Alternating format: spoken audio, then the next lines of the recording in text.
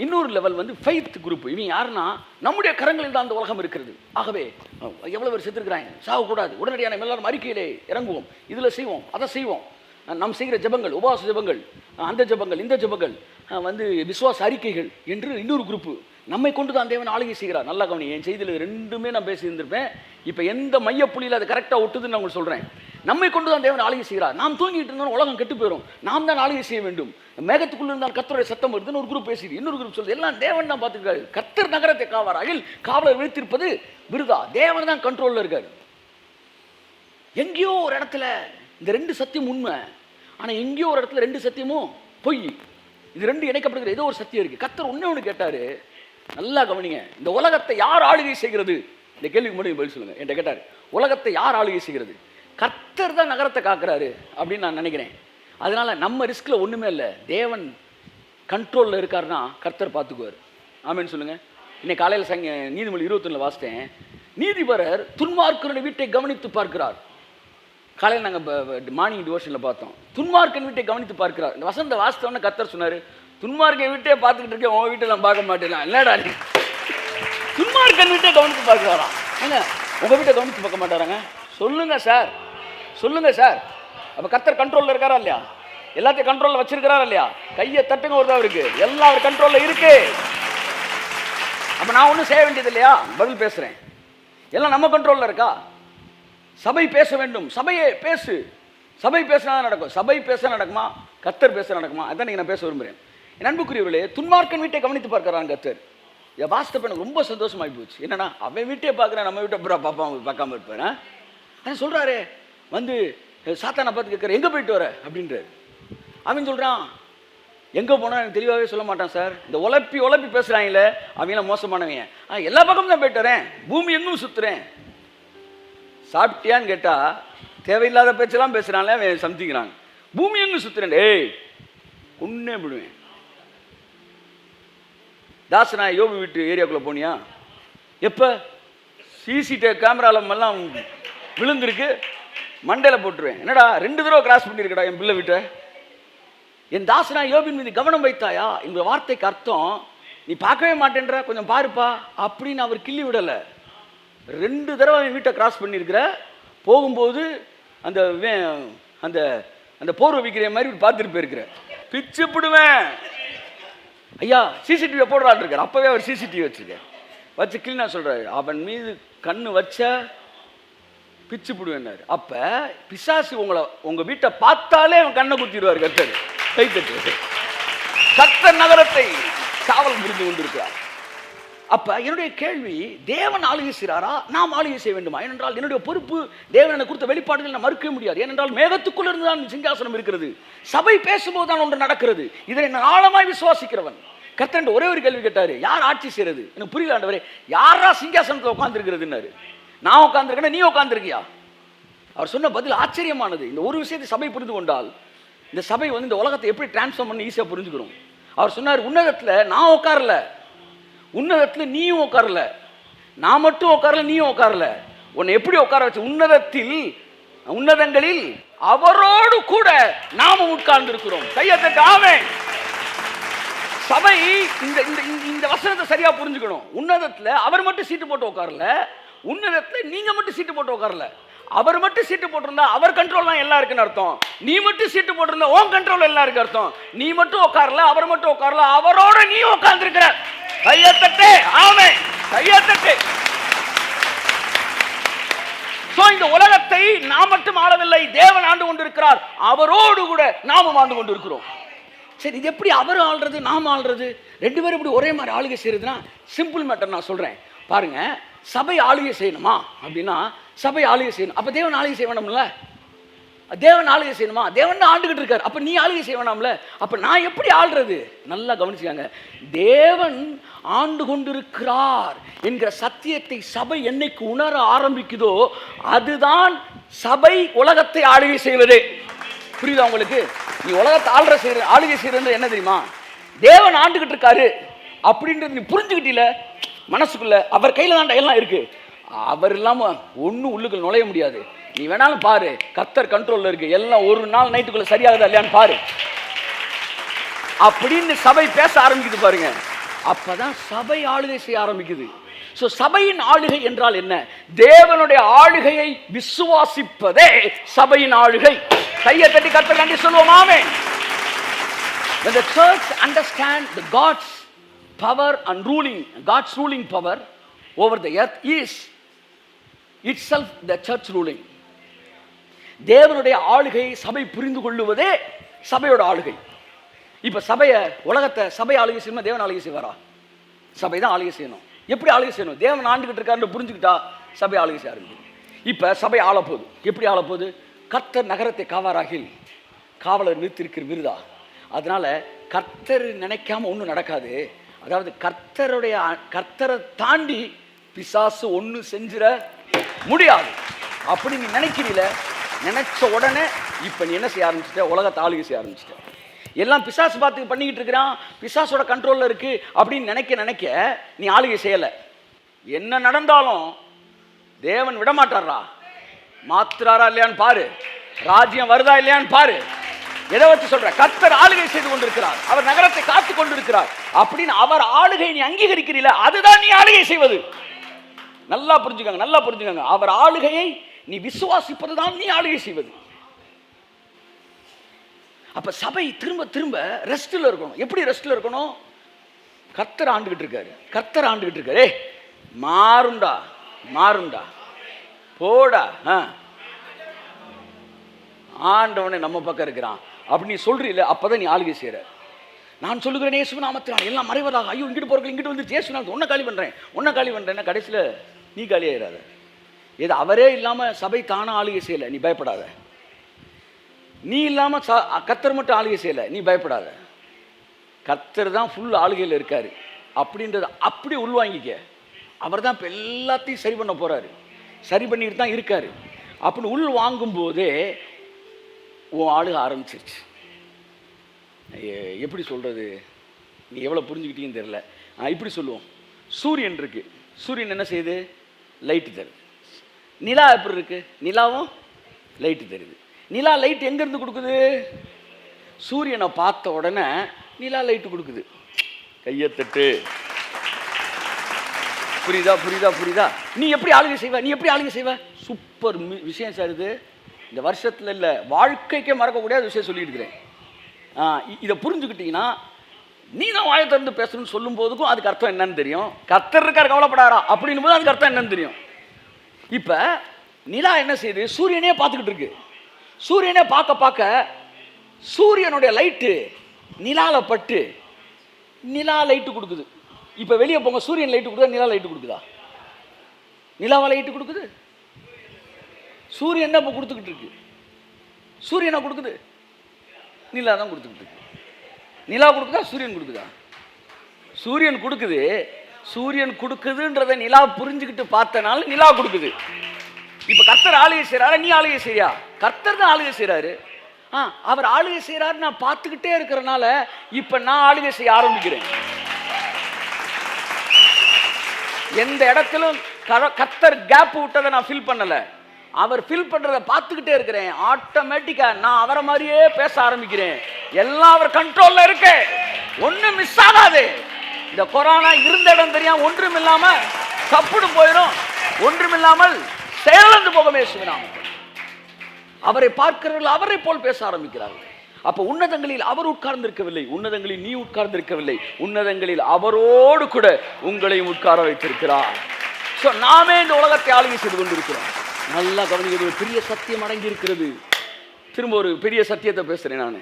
ஆதியாகமம் 1:28 சொல்லுகிறது, ஆதாமையும் ஏவாளையும் கையை பிடிச்சு கர்த்தர் கோர்த்து, நீங்க கணவன் மனைவி, மணவாளன் மணவாட்டி, நீங்க 2 பேரும் சேர்ந்தா தாண்டா அந்த உலகத்தை ஆளுகை செய்ய முடியும்னு சொல்லி, பின்பு தேவன் அவர்கள் கரத்தை பிடித்து கோர்த்து, நீங்கள் பழுகி பெருகி பூமியை நிரப்பி அதை கீழ்ப்படுத்தி ஆண்டு கொள்ளுங்கள். இந்த உலகத்தில் வல்லமையான ஜெபம் கணவன் மனைவியும் செய்கிற ஜெபம், மணவாளன் மணவாட்டியும் செய்கிற ஜெபம். மணவாளன் மணவாட்டியும் என்றைக்கு இணைகிறார்களோ அன்றைக்கு உலகத்தை அவர்கள் ஆளுகை செய்ய முடியும் என்று சொன்ன தேவன் தாமே குமாரனாகிய இயேசு கிறிஸ்துவையும் அவருடைய மணவாட்டியாகிய சபையையும் உன்னதங்களிலே உட்கார வைத்து கையத்தட்டே ஆமென். எது நிறைவேறிக் கொண்டிருக்கிறது? இப்பொழுது உன்னதங்களிலே அவரோடு கூட மணவாட்டி உட்கார்ந்து இருக்கிறார், மணவாளன் அமர்ந்திருக்கிறார். ஆதியாகமம் 1:28 இப்பொழுது நிறைவேறிக் கொண்டிருக்கிறது. எங்கே நிறைவேறிக் கொண்டிருக்கிறது? உன்னதங்களிலே நிறைவேறிக் கொண்டிருக்கிறது. இயேசுவோட மனவாட்டியை சபை ரெண்டும் கையை கோர்க்கும் போது ஆதியாகமம் 1:28 படி பூமியை கீழ்ப்படுத்தி அதை ஆண்டு கொள்ள முடியும். கையை தட்டு சபையே, மனவாட்டியை சபையை கையை தட்டு. ஆமென். சொல்ற புரியுதா உங்களுக்கு? ஆமென். அப்ப மணவாளன் மனவாட்டி இணையும் போது பூமி ஆளுகை செய்வது போல தேவன் இயேசுவும் சபையும் இணையும் போது, அப்ப இயேசு ஆளுகையில் இருக்கிறார். ஆளுகையில் அவர் எல்லாத்தையும் பார்த்துக்கிறார் அப்படின்னு நினைச்சுட்டு நீங்க தூங்கிட்டே இருக்கிறீங்களே, நீங்க தூங்குனா கூட நீங்க ஆளுகை செஞ்சுக்கிட்டு இருக்கீங்க. நம்ம தான் பார்க்கணும். நீங்க ஜெபம் பண்ணிட்டே இருக்கிறீங்க. இப்ப நீங்க ஜெபமே பண்ணிட்டு இருந்தாலும் நீங்க ஆளுகை செய்யல, பயந்துகிட்டு இருக்கீங்க. கர்த்தர் பார்க்கிறார். கர்த்தர் கையில இருக்கு. 1 இன்ச்சு பிசாசு நகல முடியாது. இன்று இரவு மாற்றங்கள் நடக்கிறது அப்படின்னு நினைச்சுக்கிட்டு நீங்க ஜெபிச்சாலும் சரி, தூங்கினாலும் சரி, நீங்க ஆளுகையில தான் இருக்கிறீங்க. அதனால அவர் சொல்றாரு, இங்க பார், ரொம்ப உரி பண்ணாத. சமீபத்தில் செய்தி கேட்டேன், மரியாள் தன்னை விட்டு எடுபடாத நல்ல பங்கை தெரிந்து கொண்டால் நீ அநேக காரியங்கள் குறித்து கவலைப்பட்டு கலங்குகிறாய். ஒரு நல்ல ஒரு செய்தி கேட்டேன். நீ நிறைய போட்டு ஒரி பண்ணிட்டு ஒன்றும் ஒரி பண்ணாத, தேவையானது ஒன்று தான். என் பாதத்தில் உட்காந்து வந்து அமைதியாக வார்த்தையை கல்றா, எல்லாம் சரியாயிடும். இந்த உலகம் சரியாகதா இல்லையான்னு பாரு. இப்போ நான் என்ன பண்ணிக்கிட்டு இருக்கிறேன்? தேவனோட ஆளுகையை பேசிக்கிட்டு இருக்கிறேன். இப்போ நான் என்ன பண்ணிக்கிட்டு இருக்கிறேன்? நான் ஆளுகை செஞ்சுக்கிட்டு இருக்கிறேன். கையை தட்டு, புரிஞ்சவங்க கையை தட்டு. இப்போ நான் என்ன செஞ்சுக்கிட்டு இருக்கிறேன்? தேவனோட ஆளுகையை பேசிக்கிட்டு இருக்கிறேன். இப்போ நான் என்ன செஞ்சுக்கிட்டு இருக்கிறேன்? நான் ஆளுகை செஞ்சுக்கிட்டு இருக்கிறேன். நீங்க தேவனுடைய ஆளுகையை பேச பேச பேச நீங்கள் ஆளுகை செய்வதற்கான அடையாளம் அது.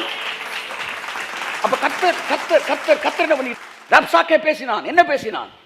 நாங்க இத்தனை நாடை பிடிச்சோம், அந்த நாட்டிலாம் கடவுள் இல்லையா? அந்த நாட்டு கடவுள் அதை காப்பாத்தலையா? உங்க கடவுள் உங்களை காப்பாத்திடுவாரா?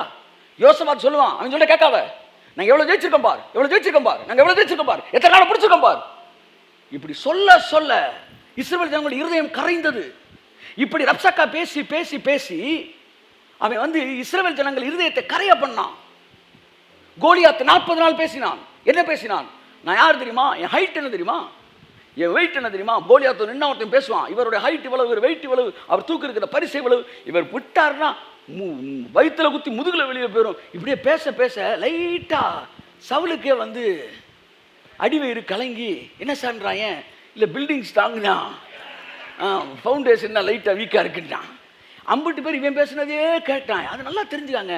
ரப்சாக்க பேசுனது சரி, கோலியாத்து பேசுற ஆவிக்கு ரகசியம் இருக்கிறது. பிசாசு முதலாவது உங்கள் இருதயத்தை கரைய பண்ண உங்கள் இடத்தில் பேசுவான்.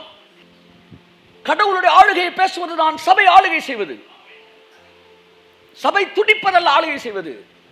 அல்ல தேவன் பார்த்துக் கொள்வார் என்று சொல்லிவிட்டு பயந்து கொண்டு இருப்பதல்ல ஆளுகை செய்வது. தேவனுடைய ஆளுகையை புரிந்து கொண்டு சபை நிற்கும் போது சபைதான் ஆளுகை செய்து கொண்டு இருக்கிறது. சபைதான் ஆளுகை செய்து கொண்டு இருக்கிறது. அடுத்தெல்லாம் இந்த வரியாரத்தெல்லாம் வாசித்தீங்கன்னா எங்கேயோ போயிருவீங்க. அவர் கொடுக்குற கேரண்டி எல்லாம் பார்த்தீங்கன்னா சான்ஸே கிடையாது. அவர் சொல்றாரு, கர்த்தர் வீட்டை கட்டலைன்னா கட்டுற பிரயாசம் வருதா? சில நேரம் சில போனை போட்டு, ஐயோ என் கணவர் எங்கே போய் கொண்டு இருக்கிறார்? பைபாஸை தாண்டி கொண்டு இருக்கிறாரா? அடுத்து பைபாஸில் இருக்கிற போலீஸா? ஆமாம். என் கணவர் கார் தாண்டிடுச்சா? ஆமாம். அங்கே ஒரு ஆள் வச்சுருப்பாங்க அந்த ஹோட்டலில், சர்வர் வெயிட்டரு. வெயிட்டர், இந்த மாதம் உனக்கு கொடுக்க வேண்டிய டிப்ஸை கொடுத்தாச்சு. அவர் வந்திருக்காரு, என் கணவர் என்ன சாப்பிட்றாரு, லைட்டாக ஒரு ஃபோட்டோ எடுத்து அனுப்பு, கூட யார் வந்திருக்காரா? இப்படியே ஊரெல்லாம் வந்து ஸ்பை வச்சு வேலை பார்த்து கடைசியில் டயர்டாகி போயிடுவாங்க. அவன் இந்த ஒரு வசனத்தை தெரிஞ்சால் போதும், கர்த்தர் வீட்டை கெட்டாராகில் கட்டுகிறவர்கள் பிரயாசம். கையத்தட்டு. கணவனை குறித்து மிகுந்த உரியோடு கூட இருக்கிற மனைவிமார்களே, உங்களுடைய பதட்டம் எல்லாம் மறையட்டும் இயேசுவின் நாமத்தில். ஆமாம். என்ன கர்த்தர் தான் வீட்டை கட்டணும். அப்போ புத்தியுள்ள மனைவி வீட்டை கட்டுறான்னு இருக்கு. வா அப்படி வா, கரெக்டாக வந்துட்டேன். புத்தியுள்ள மனைவி என்பவள் யார்? கர்த்தர் வீட்டை கட்டாரே ஆகில் கட்டுகிறவர்கள் பிரயாசம் விருதா என்று புரிந்து கொள்ளுகிற ஸ்திரீயே புத்தியுள்ள ஸ்திரீ. அவள் தன் வீட்டை கட்டுகிறாள். கையத்தட்டு. தேவனுடைய ஆளுகையை புரிந்து கொண்ட மகளே, புத்தியுள்ள ஸ்திரீயா வீட்டை கட்டுறாள். அதான் ஆளுகை. தேவனுடைய ஆளுகை புரிய புரிய புரிய சபையானது ஆளுகை செய்ய ஆரம்பிக்குது. அடுத்து கர்த்தர் நகரத்தை காவாராயில் காவலர் விரித்திருக்கிறது விருதா. அப்படின்னா என்ன அர்த்தம்னா, டே நான் எல்லாத்தையும் செஞ்சு முடிப்பேன்டா, என்னை தாண்டி ஒன்றும் நடக்காதுடா. துன்மார்க்கன் வீட்டை கவனித்து பார்க்கிறேன்னா உன் வீட்டை நான் பார்க்க மாட்டேனா? உன் வீட்டில் இருக்க பிள்ளைகளை விட்டுருவேனா? இல்லை சார் இப்படி நடந்திருக்கே சார் நீ கூட நீ சொல்லலாம். உன் வாழ்க்கையில் சில சம்பவங்களும் நடந்திருக்கலாம், வீட்டில் சில கூட காய்ச்சல் வந்திருக்கலாம். நான் சொல்றதை நீ சொல்லு. கர்த்தர் என் வீட்டை கவனிச்சுக்கிட்டு இருக்கிறாரு. நான் துன்மார்க்கன் வீட்டை பார்க்கறத என் வீட்டை கவனிச்சுக்கிட்டு இருக்காரு. என் வீட்டை அவர் பார்க்கிறார். அவர் என் பரிகாரியாய கர்த்தர். அதனால என் வீட்டில் வியாதி வரவிட மாட்டார். வந்துருச்சே சார் அப்படின்னு ஒருத்தர் சொல்றான். இருக்கலாம், நீங்கள் உங்களுக்கு சிலர் இருக்கலாம். நான் சொல்கிறேன், இன்னைக்கு காலையில் சாயந்தரம் கத்தர் கேட்டார், பரிகாரின்னு என்னடா அர்த்தம் அப்படின்னாரு. பரிகாரின்னு என்ன அர்த்தம்? நல்ல டாக்டர் வியாதியை வரவிடாமல் பண்ணுறது. வரவிடாமல் பண்ணுபவன் மட்டும் டாக்டர் அல்ல, வந்த வியாதியை சுகப்படுத்துகிறவரும் டாக்டர் தான். ஆமென். வியாதி வந்துருச்சா வீட்டில், உங்கள் வீட்டில் யாராச்சும் பயப்பட திரும்பதியே சொல்லுங்க, கர்த்தரே என் பரிகாரியா, கர்த்தர் சொல்லிக்கிட்டே இருங்க. அதே நம்புங்க. அவர் உன்னைக்கு அவர் பரிகாரி தானே, அவர் ஆளுகை செய்கிறார்ல. எகிப்து எனக்கு வர பண்ண வியாதியில் ஒன்றை உனக்கு அவர் வர பண்ண மாட்டார்ல, அவ்வளோதான். வர பண்ண மாட்டான்னு தெரிஞ்சிருச்சுல, அதோட நிப்பாட்டிக்காங்க. அதை புரிஞ்சுக்கிட்டீங்கனாலே உங்கள் ஆளுக ஆரம்பிச்சிருச்சு. சொல்லிக்கிட்டு இருக்கும்போது கர்த்தர் என் வீட்டு மேலே கண்ணோக்கமாக தான்டா இருக்கிறாருன்னு சொல்லிக்கிட்டு இருக்கும்போது வியாதி எந்திரிச்சிருவான் சார், எந்திரிச்சிருவான். நாளை காலை நல்ல நாளாக உங்களுக்கு விடியும். டாக்டர்கள் 15 நாள் சொல்லுவாங்க, 14 நாள் சொல்லுவாங்க. நான் சொல்கிறேன் 14 நிமிடங்களிலே நாளை காலையில் கர்த்தர் எழுந்து நடக்க பண்ணுவார். நாளை காலையிலும் நடக்க பண்ணுவார். ஏகினுக்கு இந்த கை ஃப்ராக்சர் ஆகி இருந்தப்ப சொன்னாங்க 3 மாதம் நீங்கள் கையை அசைக்கக்கூடாது, எந்திரிச்சு நடக்கிறதுக்கு கை அசைக்கிற 3 மாதம் ஆகுனா அண்டு சொல்லிட்டு போயிருக்காங்க. 6 மணிக்கு போயிருக்காங்க, 7 மணிக்கு 9 மணிக்கு ஏசினார். ஓப்பன் விஷயத்தில் கதவை அப்படியே திறக்கிறாராங்க. ஓப்பன் விஷயம் கதவை திறந்து வராராம். திறக்கும் போது சவுண்டு கேட்குது, திறந்து உள்ளே வராராம். நிறைய இந்த மாதிரி ஓப்பன் விஷயம் பார்க்கும்போது ரொம்ப பியூட்டிஃபுல்லாக இருக்கும். வந்து உட்காராரா, உட்காந்து சொல்கிறாரா, என்ன ஹேகின் அப்படின்றாரா. அப்படிதான் ஹேகின் சொல்கிறான், நான் ஆக்சிடென்ட்டே இல்லை, நான் பேசிக்கிட்டு இருக்கிறேன், உலகம் எங்கும் அது பிசாசுன்னு சொல்லி பேசிக்கிட்டு இருக்கிறேன், எனக்கு நடந்துருச்சு, என் மக்கள் நான் ப்ரீச் பண்ண என்னென்ன பாயிண்ட். அப்போ அவர் சொன்னாராம் சில விஷயங்கள், how to be led by the spirit of God, அந்த புக் எழுதுகிற முன்னாடி சொல்லிட்டு கடைசியில் கிளம்பும்போது சரி அப்போ கிளம்புறேன் அப்படின்னு சொல்கிறப்ப கை தான் வச்சார். சடசடன் சவுண்டு எடுத்தான், முடிஞ்சிச்சு. அவருக்கு எப்போவுமே இந்த மிரக்கல்ன்ற பெரிய மேட்டரே கிடையாது. நீ வந்தோடனே வாங்க சார் உட்காருங்க, என்ன டீயா காஃபியான்னு கேட்டு டீ கொடுத்து தானே பேசுகிறீங்க, அந்த மாதிரி ஒன்று அற்புதத்தை செஞ்சுட்டு தான் உங்கள்கிட்ட பேசுவார். இல்லைன்னா முடிச்சுட்டு கிளம்புது, அப்புறம் கிளம்புவா அப்படின்னு தோல்ல கை வைப்பார்ல, எல்லாம் சட் அதெல்லாம் வந்தவுடனே நேராக அற்புதம் எல்லாம் நடக்கும். ஆமாம், சில நேரம் நான் பெரிய லிஸ்ட்டோட ஜெபிக்க போயிருக்கிறேன். அவர் உள்ளே என்ட்ரான உடனே, அந்த ஸ்பிரிட்டில் என்ட்ரான உடனே ஜெபமே வேறு மண்டலத்துக்கு போயிடும். போனால் சாயந்தரம் 5 மணி வரைக்கும் வேறு ஜெபமாக தான், வேறு என்னென்னமோ பேசுவார், உன்னதமான மேட்டர்லாம் பேசுவார். பேசி முடிச்சு ஒன்று 5 மணி ஆயிரும். ஐயோ இன்றைக்கி நம்ம கொண்டு வந்ததெல்லாம் போச்சுடான்னு நினச்சிக்கிட்டு இருப்பேன். சரி ஜெஸ்ட் கிளம்புறேன் அப்படின்னு சொல்லிட்டு, இதென்னப்பா லிஸ்ட்டு, இதன் ஜெப குறிப்பு கொண்டா, நான் பார்த்துக்கிறேன், கிளம்பு முடிஞ்சு மேட்ரு, அதோட முடிஞ்சு.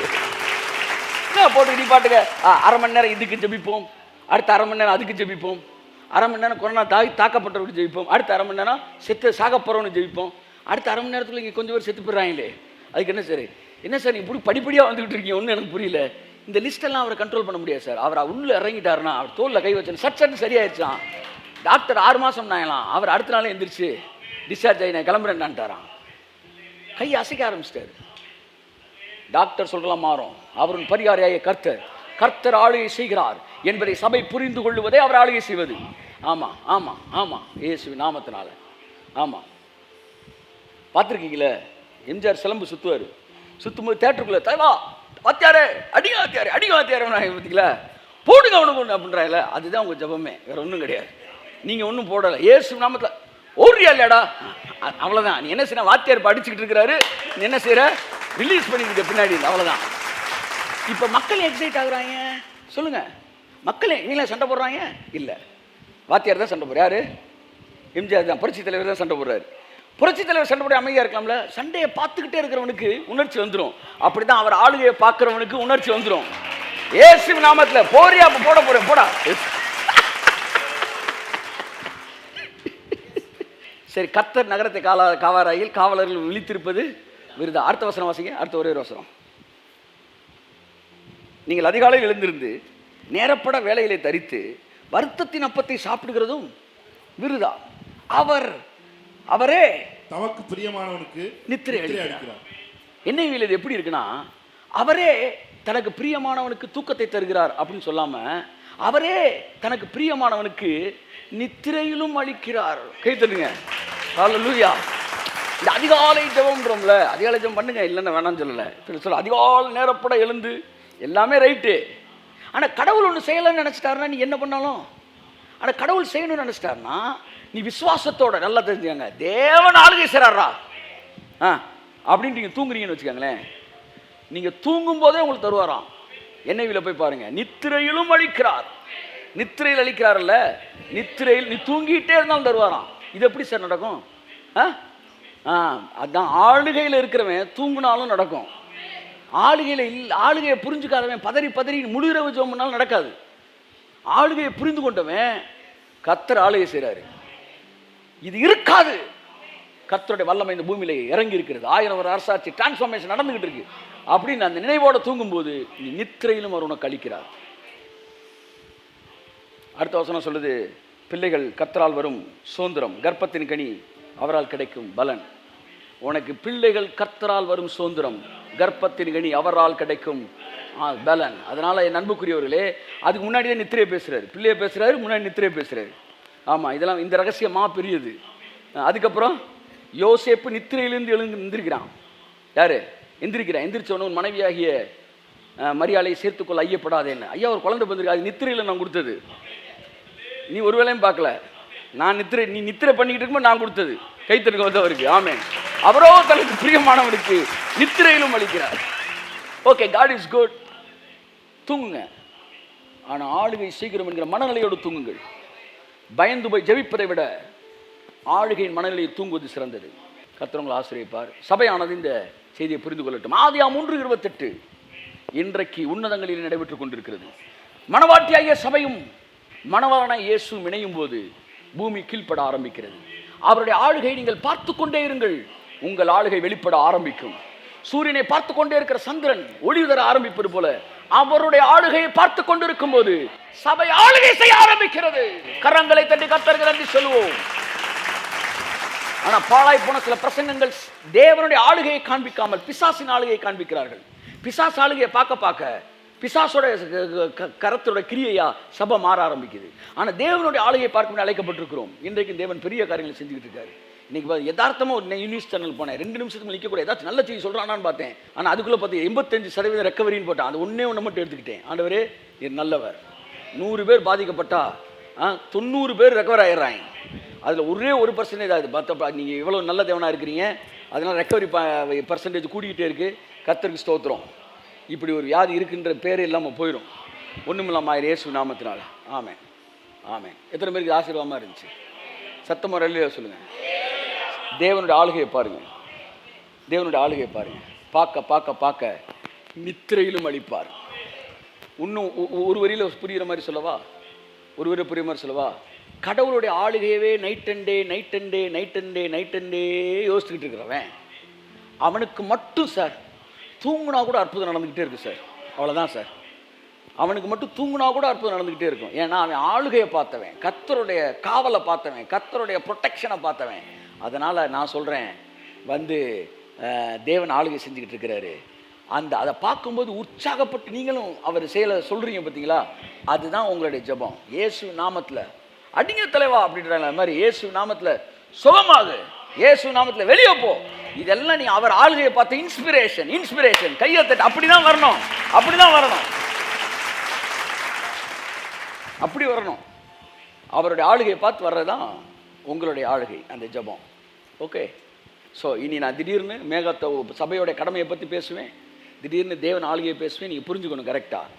ஆமாம், ஆளுகையை பார்க்கறது தான் சபையோட கடமை. மேகத்திலேருந்து ஆளுகை வருதுன்னா தேவனுடைய ஆளுகை நீங்கள் பார்க்க அந்த மேகத்திலேருந்து ஆளுகை புறப்பட ஆரம்பிக்குது. சரியா? எப்படி ஆளுகை செய்வது? தேவனுடைய ஆளுகையை பார்ப்பதே நீங்கள் ஆளுகை செய்ய ரகசியம். அன்பின் பரலோக பிதாவே, இந்த அருமையான இரவு வேளையிலே சபை எப்படி ஆளுகை செய்ய வேண்டும் என்பது குறித்து நீ எங்களுக்கு பேசினீர். தேவன் ஆளுகை செய்கிறாரா, சபை ஆளுகை செய்கிறதா என்பதை குறித்து இன்றைக்கு பார்த்தோம். உன்னதங்களில் நீர் அமர்ந்திருக்கிறீரா, நாங்கள் அமர்ந்திருக்கிறோமா? உன்னதங்களில் நாங்கள் மட்டும் அமர்ந்திருக்கவில்லை, நீர் மட்டும் அமர்ந்திருக்கிற. உன்னதங்களில் அவரோடு கூட உட்கார எங்களை வைத்திருக்கிறேன். ஆதியாகமம் 1:28 நிறைவேறி கொண்டு இருக்கிறது. இயேசு கிறிஸ்துவின் நாமத்தில் பூமியில் உள்ள எல்லா கொரோனா கிருமிகளும் இயேசு நாமத்திலே மறைந்து போவதாக, அழிந்து போவதாக. ஆமாம், இந்த வார்த்தைகள் எந்த விதத்தில் பயன்படுத்தி அதை சரி செய்ய வேண்டுமோ அதை செய்து கொள்ளும்படிக்கு நான் அதிகாரத்தை கொடுக்கிறேன். மறைந்து போகட்டும் இயேசு, இரவு வேளையில் முற்றிலுமாய் மறைந்து போகட்டும், ஒன்றுமில்லாமல் இல்பொருளாகட்டும். நீ அதை தேடியும் காணாதிருப்பாய். ஆண்டவர் ஊழியக்காரர் சொன்ன போல, காற்று அதன் மீது வீசும்போது அந்த புல்லானது, அந்த பூ அப்படியே பறந்து போகிற மாதிரி இந்த கிருமிகள், இந்த செயல்பாடுகள் ஒன்றுமில்லாமல் இல்பொருளாகி போகும். இயேசு கிறிஸ்துவின் நாமத்தினால இந்த பூமி புதிய பூமியாய் மாறட்டும், அலங்காரமாகட்டும். எஸ், அலங்காரமாகட்டும், ஆசீர்வதிக்கப்படட்டும், ராஜ்யத்தின் தேசம் பார்க்கட்டும். நான் சாகாமல் பிழைத்திருந்து கர்த்தருடைய செய்கையை அறிவிப்பேன் என்று சங்கீதக்காரன் சொன்னது போல நாங்கள் கர்த்தருடைய செய்கையை அறிவிப்போம். பிசாசின் கிரியை அல்ல, செய்கை அல்ல, கர்த்தருடைய செய்கையை அறிவிக்க எங்களுக்கு கிருபை கொடுத்திருக்கிற காய் ஸ்தோத்திரம். இயேசு கிறிஸ்துவின் நாமத்தில் ஜெபிக்கிறோம் ஜீவன நல்ல பிதாவே. ஆமென்.